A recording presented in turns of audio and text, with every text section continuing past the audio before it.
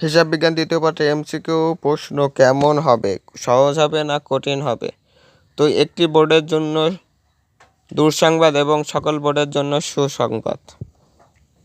তো আপনারা যারা এই পরীক্ষা দিচ্ছেন তারা অনেকে জানেন এবং জানে না যে যশোর বোর্ডের প্রশ্ন সবসময় হার্ড প্রশ্ন হয়।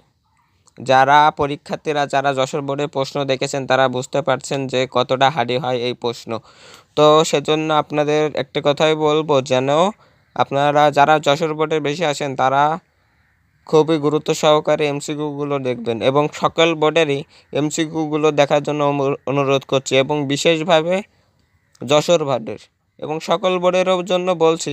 সেজন্য আপনারা যদি এমসিকিউ যদি কমন পেতে চান তাহলে একটি কাজই করবেন, যেটা আপনারা অধ্যায় শেষে যে এমসিকিউগুলো আছে ওই এমসিকিউগুলো যদি কমপ্লিট করতে পারেন তাহলে 7 থেকে 8টি এমসিকিউ আপনারা কমন পাবেন। তো আমি এই বিষয় নিয়ে আজকের আলোচনা করলাম, এবং আমাদের চ্যানেলটি পাশেই থাকবেন 5 মিনিট ক্লাসের। তো সবাইকে সালাম জানাচ্ছি, এবং আরও আপনাদের খাতা দেখা নিয়ে এবং কিভাবে খাতা দেখবে, কিভাবে এমসিকিউ দেখা হবে, এমসিকিউতে ছাড় দিবে কি না, পাস করাবে কি না 6-7 পেলে, এই বিষয়ে নিউজ পেতে চ্যানেলটি সাবস্ক্রাইব করে রাখবেন, আমাদের পাশেই থাকবেন। ধন্যবাদ সবাইকে। তো আরেকটি বিষয় আমি একটা বলি,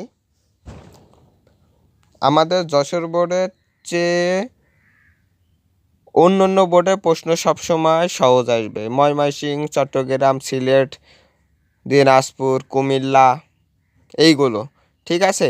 আপনারা সবাই ভালোভাবে পড়বেন। আমি যেটা বললাম এই বিষয়গুলো নিয়ে যদি বোঝেন, এই অধ্যায় শেষে এগুলো যদি পড়েন তাহলে 8টি থেকে 7টি বা 8টি পাবেন কমন।